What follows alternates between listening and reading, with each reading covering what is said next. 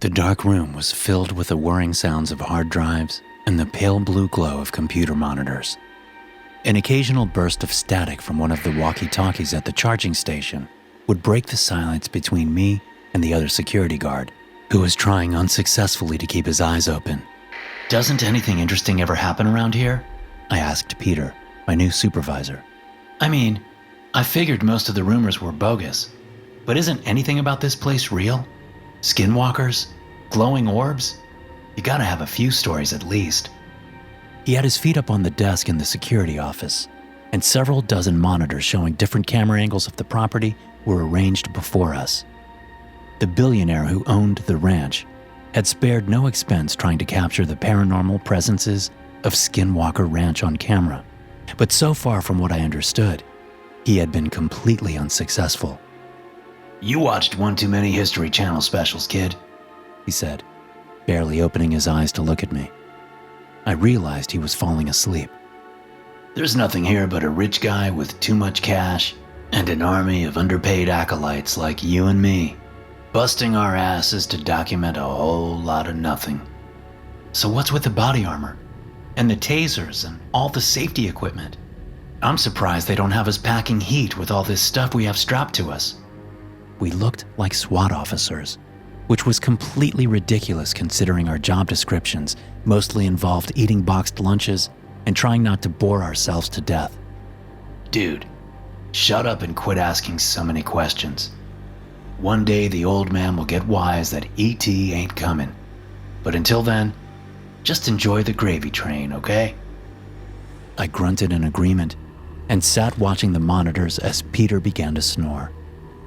Looking at the time, I saw it was past 3 a.m. Only another 4 hours until the morning shift arrived. This was the hardest time of the night to stay awake.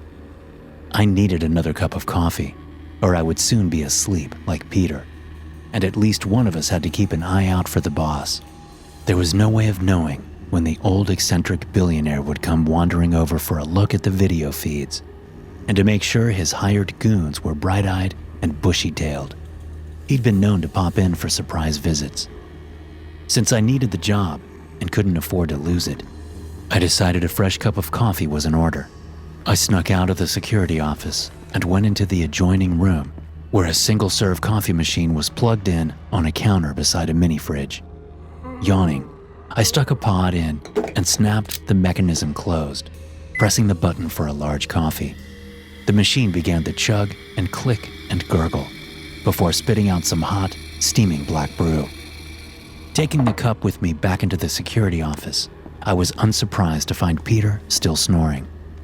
I blew on my coffee and sat back down, looking at the monitors with forced open eyes. Something caught my attention on the monitor to my right. The barn door was swinging open, slapping against the adjoining wall in the strong wind. It wasn't open before. "Peter, wake up. Why is the barn door open?" I had to shake him a few times and ask him the question again, but eventually he blinked his eyes open long enough to peer at the monitor. "Boss man's probably out there polishing the ATVs or something. Why do you care? If there was a perimeter breach, it would have set off an alarm." "Cleaning the four-wheelers at 3 a.m.? Why would he do that?" Peter opened his eyes up all the way. "Yeah, you're right. It could be a test. He likes to do that sometimes, to make sure we're not sleeping on the job. You go out there, newbie. I'll stay here and watch the feeds." He put his shirt over his eyes, and I could hear him resume snoring a moment later. If it was the boss out there, I wasn't going to cover for Peter, I thought to myself. This guy was useless. It seemed like he didn't know the first thing about property protection or security procedures. I was worried if something really did happen, he'd be useless, or would do more harm than good in a crisis. But luckily, we were on a farm out in the middle of nowhere. Besides, nothing bad had ever happened at Skinwalker Ranch, despite its reputation. Or so I thought. As I made my way out through the hallways of the farmhouse, which had been converted into a makeshift security compound, I found myself feeling nervous. Something about this wasn't right. The idea that the boss was out in the barn at 3 a.m., testing our preparedness, didn't jive with me, but I supposed it was possible. Stepping out into the cool night air, I looked across the driveway at the barn, not more than 100 yards away. The noise of the untethered door banging against the wood could be heard loudly now, and sounded to my ears like an omen of evil. A fat orange moon hung low in the sky, its awful gravity pulling me towards the blood-red building.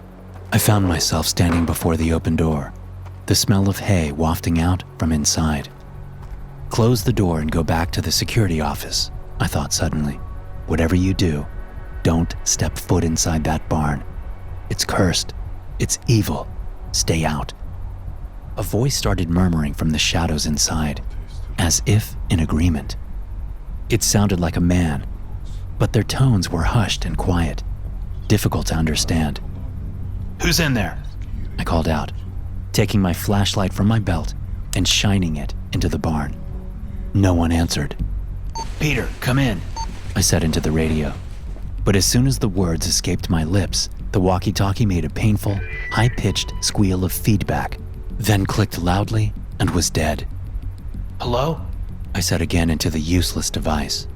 There was no response, and I had no way of knowing if he'd heard me or not.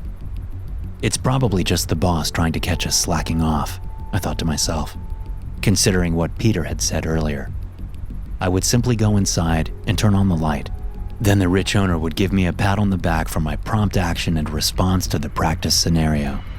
With that thought firmly in mind, I entered the barn, my heart pounding. My body knew what my mind had not yet realized, that I was in terrible danger. When I got inside the barn, the huge wooden door slammed shut behind me, and I knew I was in trouble.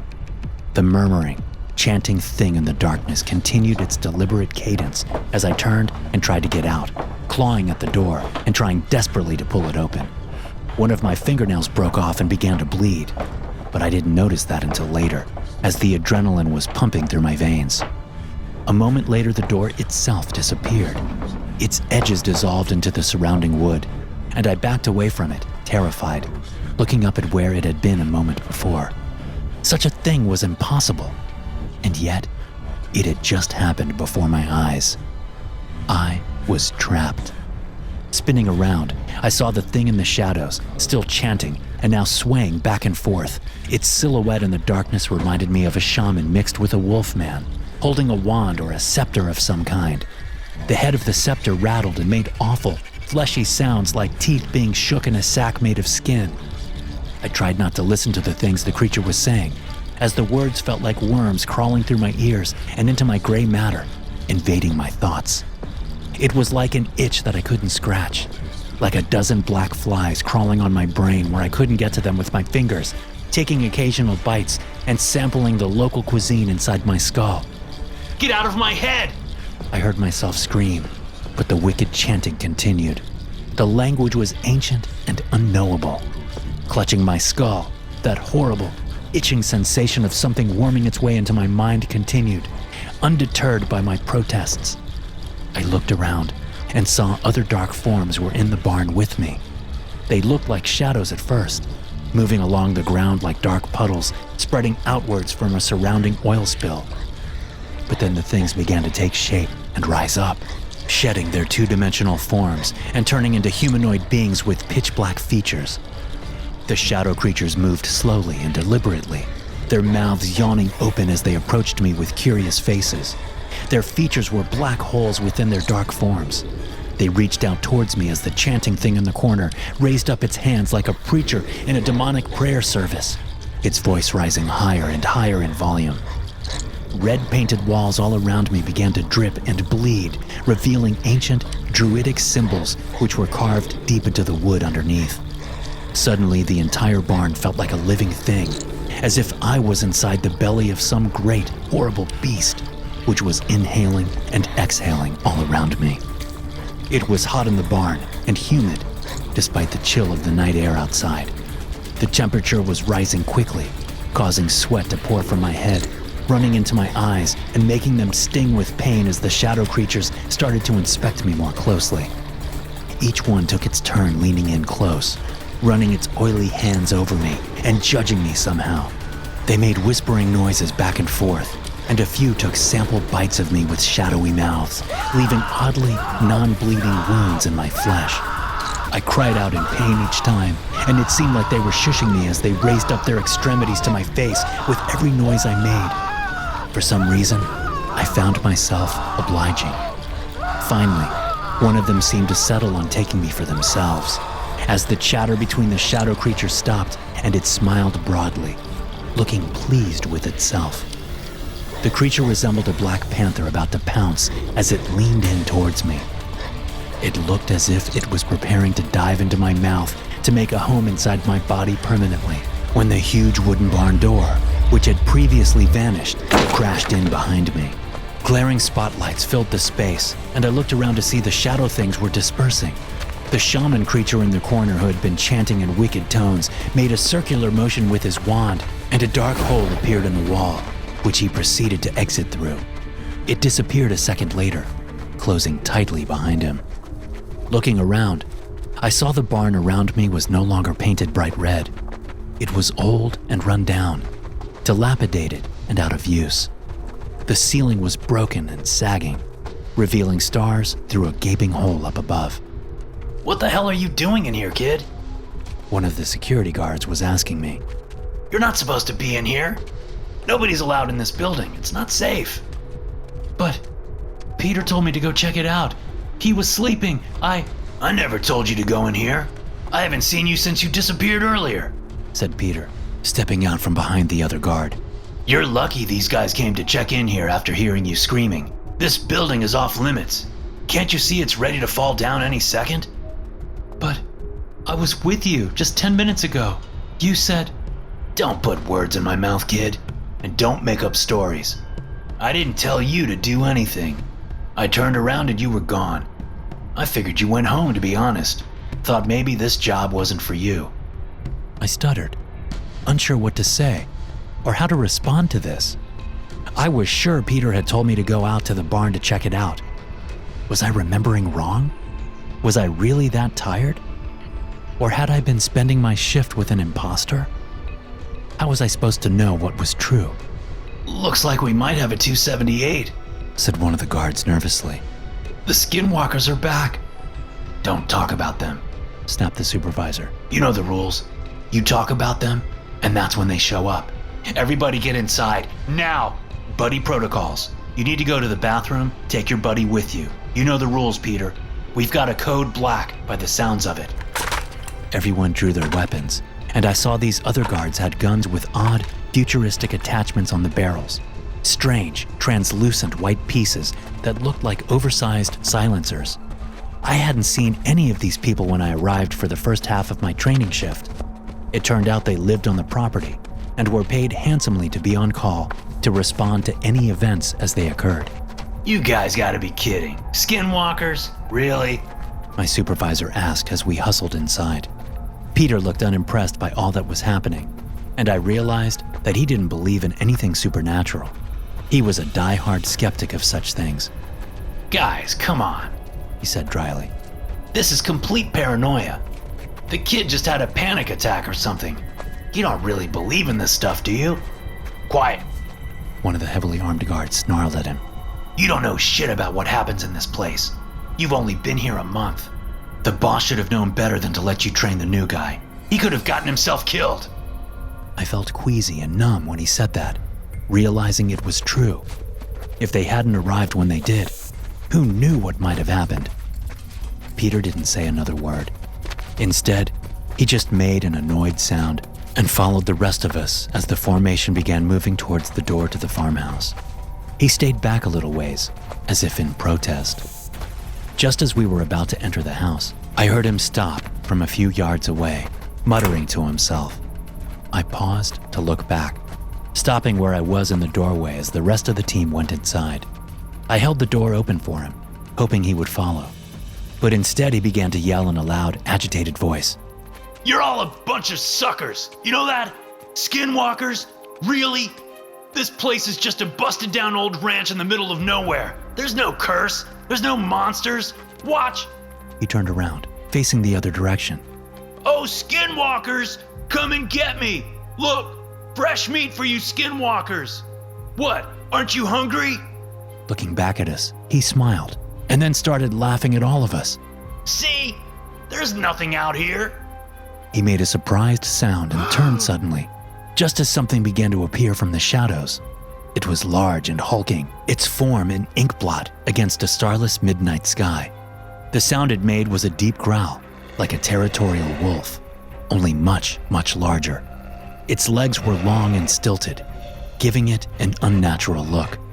Its fur was bare in places, mangy, and full of clumps and burrs. Nice doggy, Peter said, backing away, his hands extended outward defensively. That's not a dog! Get inside the damn house, now! Screamed a voice from over my shoulder, deafening me. Several other dark shapes emerged from the periphery of my vision, crowding around Peter and surrounding him. He began to run, but it was too late. They leapt at him, knocking him to the ground with a brutal impact. It looked like a highlight football tackle, his upper body being sent one direction, and then his legs were slammed into from the opposite angle, causing his body to contort and bend in two different ways.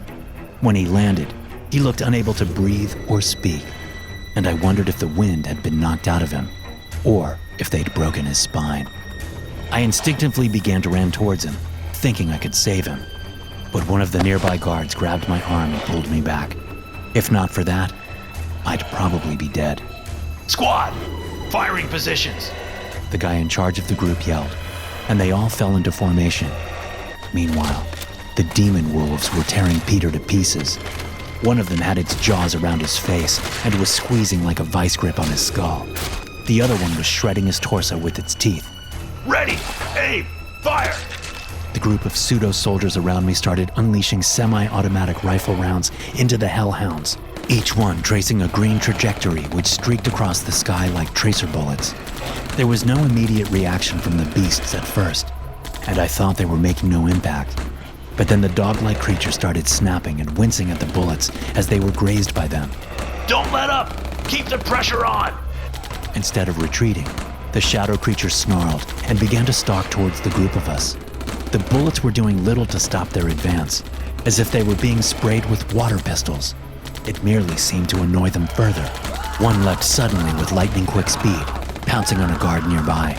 He screamed as the thing started shredding his Kevlar, cutting through the protective gear like warm butter with its claws. Peter was no longer moving or breathing, and the remaining guards were quickly losing their courage. Fall back! The leader of them shouted, and I hustled inside, this time not even hesitating. We slammed the door shut and listened to the screams of the guards who didn't make it back inside. The creatures didn't kill them quickly, though.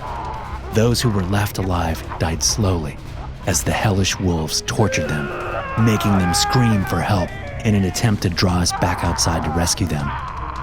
After a while, I plugged my ears, unable to stand the sounds of their dying screams one moment longer. They didn't stop until the sun came up, and by then, the creatures were gone. You'd think there would be some evidence, that one of the surveillance systems would have caught something, but the cameras showed nothing the next day. I saw the tapes myself. They showed nothing but a peaceful farm until about 3:30 a.m., when all of them went dead at the same exact instant. Authorities investigated the incident, and I gave a statement about what I'd seen, at least as accurate of a statement as I could, under the circumstances. The whole thing was written off as a wild animal attack, and once the dust settled, the whole team was let go, fired for our inaction during the event. Not that I ever wanted to go back there again anyways. I'll never forget what happened that day, and what the guards said about them showing up when you talk about them. So be careful if you hear this read aloud, because they just might have heard you speak their name, and they always show up when you talk about them. You just might not notice. Thanks for listening. If you enjoy these stories, be sure to subscribe to the podcast and check out some more of my episodes here.